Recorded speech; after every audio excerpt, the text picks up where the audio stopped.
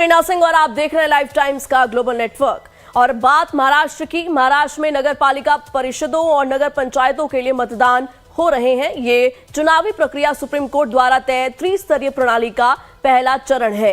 निकाय चुनावों को राज्य की राजनीतिक दिशा का अहम संकेतक माना जा रहा है। विधानसभा चुनावों में बीजेपी नेतृत्व वाली महायुति ने 288 में से 235 सीटें जीती थी। स्थानीय निकाय चुनाव में एमवीए और महायुति गाड़ियों की दोस्ती का टेस्ट होगा। कई जगह एमवीए के दल गिनती में लड़ रहे हैं तो कई जगह महायुति गाड़ियों के दल। इस चुनाव में महाराष्ट्र की राजनीति काफी कुछ तय करने वाली है।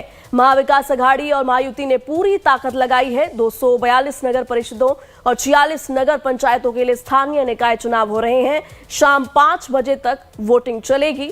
महाराष्ट्र में 288 स्थानीय निकायों के चुनाव के लिए 2 दिसंबर को वोटिंग होनी थी। हालांकि 24 स्थानीय निकायों में वोटिंग 20 दिसंबर के लिए रोक लगा दी गई है। राज्य निर्वाचन आयोग ने नामांकन पत्रों की जांच के बाद मतदान अधिकारियों के खिलाफ दायर न्यायिक अपीलों के मद्देनजर ऐसा किया है। तो आपको बता दें कि निकाय चुनाव के लिए वोटिंग इस वक्त हो रही है। महाराष्ट्र में सुबह 7 बजे से ही वोटिंग की प्रक्रिया की शुरुआत हो चुकी है। तो महाराष्ट्र में निकाय चुनाव 242 नगर पालिका परिषदों के लिए मतदान।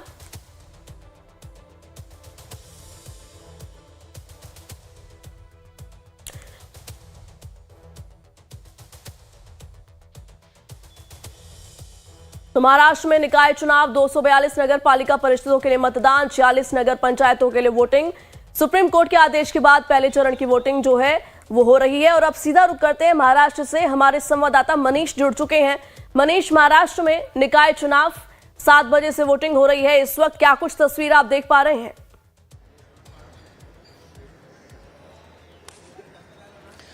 ना देखिए, काफी समय से इंतजार था इन निकाय चुनावों का। बहुत लंबा अरसा गुजरा और विधानसभा लोकसभा चुनाव के दौरान तो ऐसा लग रहा था कि लोग भूल ही गए हैं कि निकाय चुनाव या नगर निगम के चुनाव जो हैं वो अभी भी होने हैं। लेकिन फाइनली कोर्ट के आदेश के बाद अब जो है वो चुनाव कराए जा रहे हैं। और आज जैसा कि 242 नगर परिषद और जिला जो नगर पंचायत है उनका चुनाव हो रहा है। और सुबह हालांकि अभी हमारी बात हुई कई जगहों पर, अलग अलग हिस्सों पर अभी तक सुबह सुबह लोग जो वो धीरे धीरे पहुंचना शुरू हो गए हैं।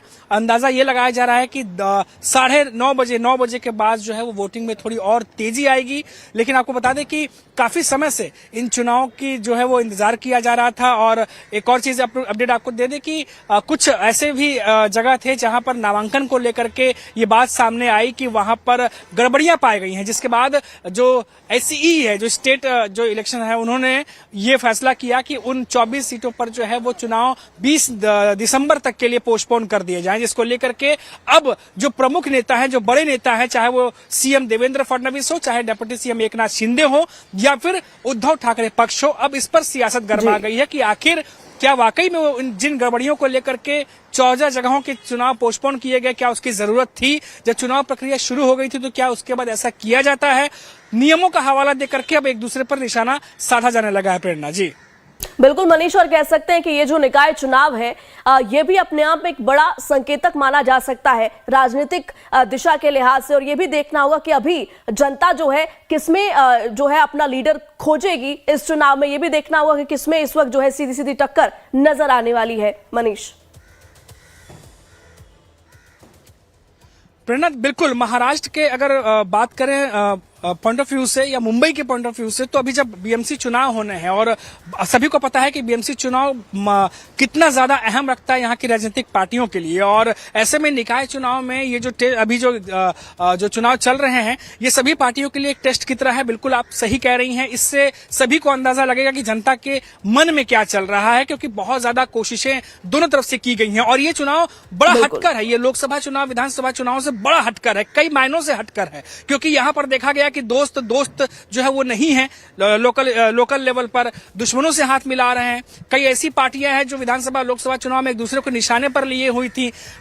तमाम सीमाएं लांघी जा रही थी एक दूसरे पर हमला करने के लिए, लेकिन वो स्थानीय लेवल पर, लोकल लेवल पर हाथ मिला रहे हैं। तो ये बड़ी ही अजीब सी स्थिति, जो तस्वीरें हैं वो इन स्थानीय निकाय चुनाव में निकलकर सामने आई है। और इसीलिए कहा जा रहा है कि बीएमसी जो चुनाव होने वाले हैं क्या उस पर भी इसका असर पड़ेगा, क्योंकि बहुत सारे नेता हैं जिनके मन में एक दूसरे के खिलाफ जो है वो कहीं ना कहीं शिकायतें हैं। भले प्रमुख नेता ये कह रहे हैं कि बिल्कुल हम अभी मनीष, तो कुल महायुति में मिलाकर हम हैं, ये कह सकते हैं कि एक तरफ विधानसभा चुनावों में हमने देखा था कि बीजेपी नेतृत्व वाली महायुति ने किस तरीके से 235 सीटें जीती थी, कह सकते हैं कि एक तरफा पूरा मुकाबला कह सकते हैं इसको। लेकिन लोकल लेवल पर जनता किसे देख रही है और किससे इत्तेफाक रख रही है? देखिए मुद्दे बहुत हैं और जब से बीजेपी नेतृत्व वाली महायुति ने जीत दर्ज की उसके बाद से कई मुद्दे सामने निकल करके आए, कई विवाद भी हुआ। तो ऐसे में देखना ये हुआ कि अभी ग्राउंड जीरो पर लहर आखिर किसकी है।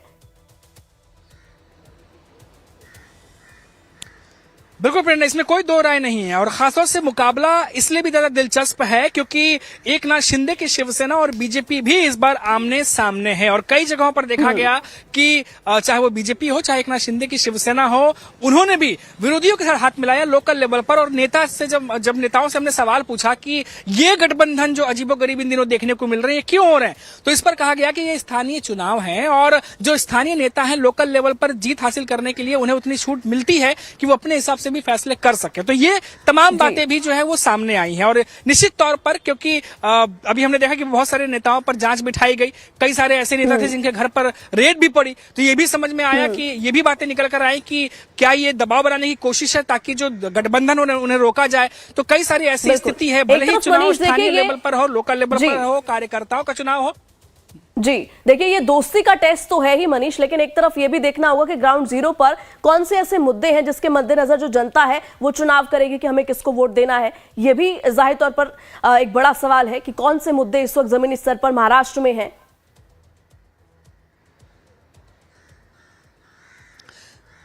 देखिए प्रेरणा, सबसे जो जरूरी जो अहम मुद्दे हैं महाराष्ट्र में, जो रूरल एरिया है, जो ग्रामीण इलाके हैं, जो महाराष्ट्र के इंटीरियर के इलाके हैं, वहां पर एक तो किसानों का मुद्दा बहुत ज्यादा हावी रहता है क्योंकि हमने भी देखा किसानों को लेकर के सरकारें आती हैं जाती हैं लेकिन स्थिति जस की तस बनी रहती है। पलायन का मुद्दा बहुत ज्यादा रहता है क्योंकि बड़े शहरों की ओर जो है महाराष्ट्र के गाँव कस्बों से जो युवा है वो रोजगार की तलाश में शहरों की तरफ रुख करते हैं, वो एक बड़ा मुद्दा है। अभी हाल ही में हमने देखा कि बहुत सारे मुद्दे लोकल लेवल पर भी देखे गए जो कि मराठा आरक्षण को लेकर के, ओबीसी समुदाय को लेकर के हो, तो ये तमाम कई सारे मुद्दे हैं जिनको लेकर के ठीक है मनीष, इंतजार रहेगा 3 दिसंबर का असर छोड़ता और नतीजों का।